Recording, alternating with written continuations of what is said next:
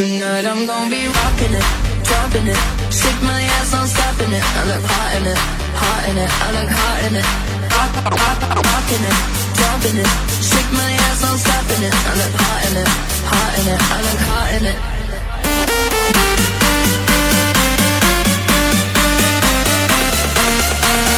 Funky fresh blow.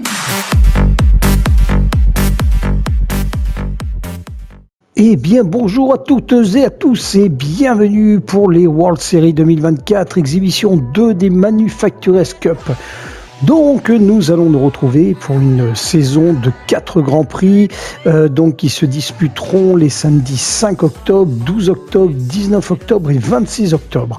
Donc en ce qui concerne les circuits, nous aurons l'occasion d'aller tourner sur le premier circuit, le premier Grand Prix qui va se réaliser donc sur le Dragon Trail.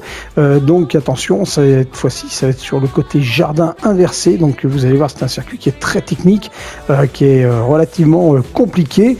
Ensuite, nous décollerons pour les États-Unis au Trial Mountain Circuit, un circuit qu'on connaît un petit peu. On l'a fait 2-3 fois dans les Manufacturers Cup. Il est pas mal. C'est un circuit aussi qui est technique dans les montagnes, un beau décor, mais un circuit qui va être pareil, très intense. Nous nous retrouvons ensuite toujours aux États-Unis sur le Michelin Raceway Road d'Atlanta. Donc c'est pareil, le circuit du Michelin Raceway, c'est un circuit qui est très agréable à piloter, qui est très rapide. On a un ou deux virages qui sont assez prenants et sur lesquels il faut faire très attention, mais c'est un circuit qui est assez sympa à faire. Et nous terminerons donc cette saison sur le fameux Nürburgring en Allemagne, donc sur le Nürburgring en version endurance. Donc c'est le circuit le plus long, celui qui va jusque dans la forêt du Nürburgring, celui qui est vraiment compliqué à faire, et en espérant qu'à cette date-là, il ne pleuve pas. C'est surtout ça, parce que sous la pluie, il est toujours beaucoup plus compliqué. Voilà, eh bien, on va se retrouver donc pour cette première manche en Croatie sur le Dragon Trail International Raceway, jardin côté inversé.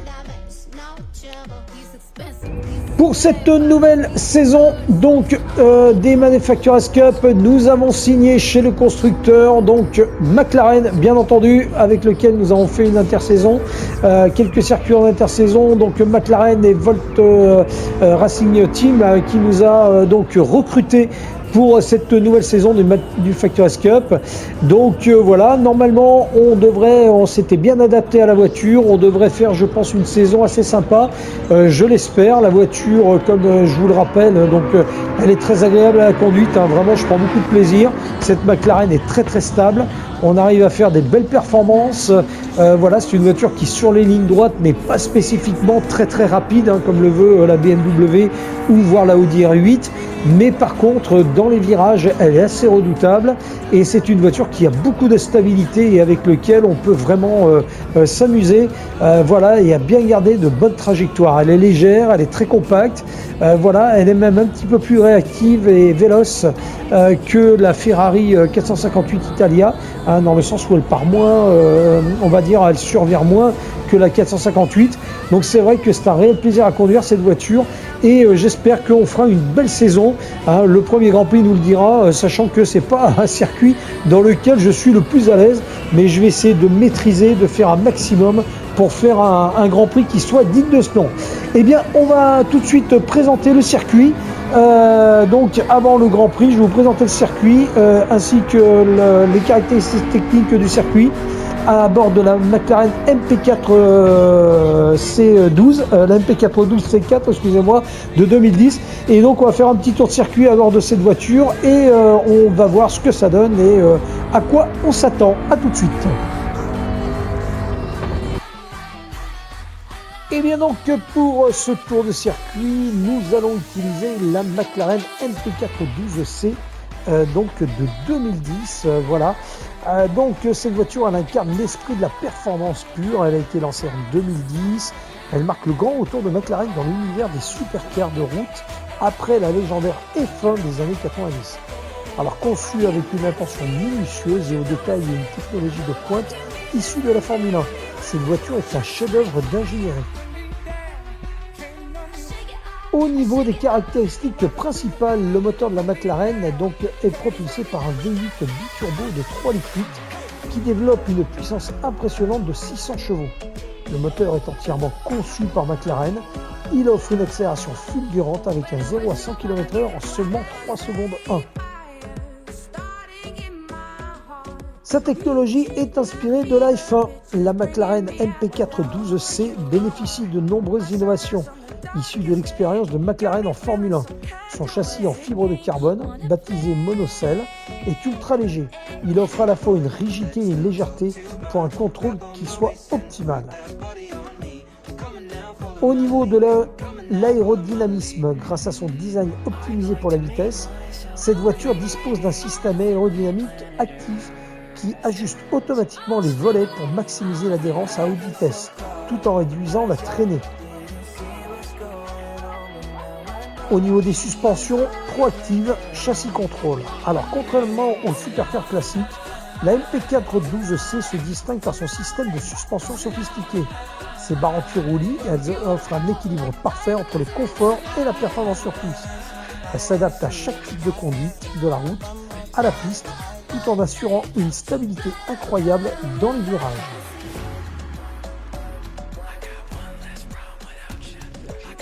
Donc à bord de cette voiture, la sensation est inoubliable. Elle combine une vitesse époustouflante, une précision chirurgicale dans les virages et une maîtrise parfaite des forces G.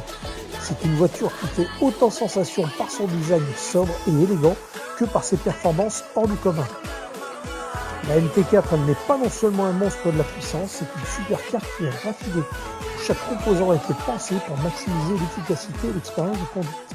La McLaren a frappé un grand coup avec cette voiture, posant les bases de ce qui allait devenir l'une des gammes les plus prestigieuses et innovantes de l'industrie automobile.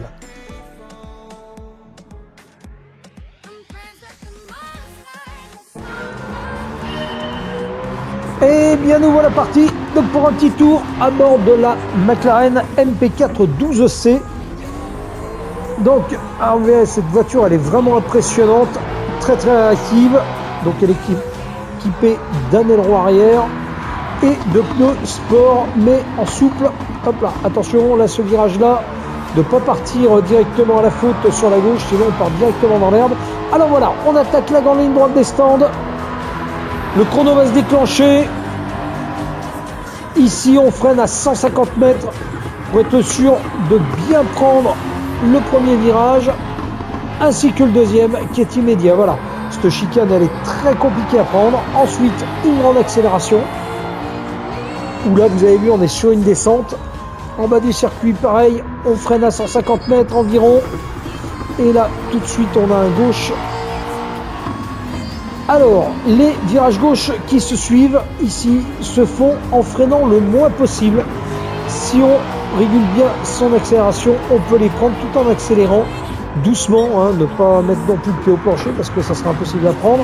Mais on peut le faire, ce n'est pas impossible. Et celui-ci aussi, le droite et le gauche qui arrivent, peuvent se prendre sans trop de freinage. Bien penser à ralentir au bon point de corde. Ici, on attaque un virage qui est tout en accélération. Pareil, si on peut freiner le moins possible, c'est pas mal. Ici, il faut freiner longtemps à l'avance pour pouvoir réaccélérer tout de suite en sortie de virage. Ici, les gens ont tendance aussi à mordre un petit peu sur le vibreur qui est très large et aller chercher un peu l'herbe. Ici, on attaque la chicane avant une droite des stands qui est très compliquée. Hop là, je mets deux roues dans l'herbe. Voilà. Donc ici, la chicane est très compliquée. Donc comme vous pouvez le voir, on a des grosses bordures sur le côté du circuit au niveau des vibreurs. Et là, les bordures, si les deux roues passent derrière, la voiture part directement tête à queue. Et là, ça peut être terrible. Ici, on a un grand virage encore qui se prend tout en accélérant. Bien penser à prendre très fort la corde. Car comme vous pouvez le voir, on est vite envoyé sur la gauche. Et là, si on sort du circuit, on vient frotter la barrière et on rate son tour. Et nous arrivons donc sur une grande des stands. Vous voyez, on fait le tour en 1:48,420. Ce qui est à peu près...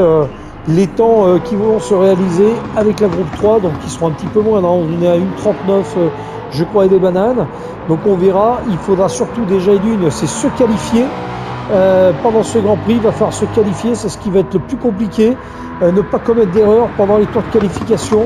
Je pense que les tours de qualification, ça doit être 5 minutes, donc ça nous laisse le temps de 3 tours au niveau de la qualification. Donc je pense qu'on va pouvoir se qualifier sur un tour, voire 2 maximum, si on a le temps de vraiment passer la ligne droite des stands au bon moment.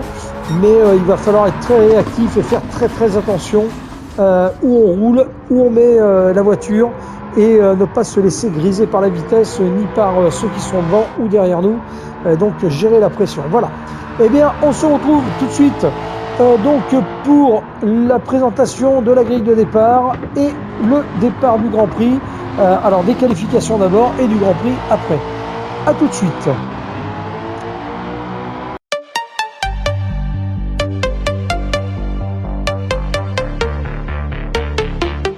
Tonight I'm gonna be rocking it, dropping it, shake my ass, I'm stopping it. I look hot in it, hot in it, I look hot in it, rocking it, dropping it, shake my ass, I'm stopping it. I look hot in it, hot in it, I look hot in it.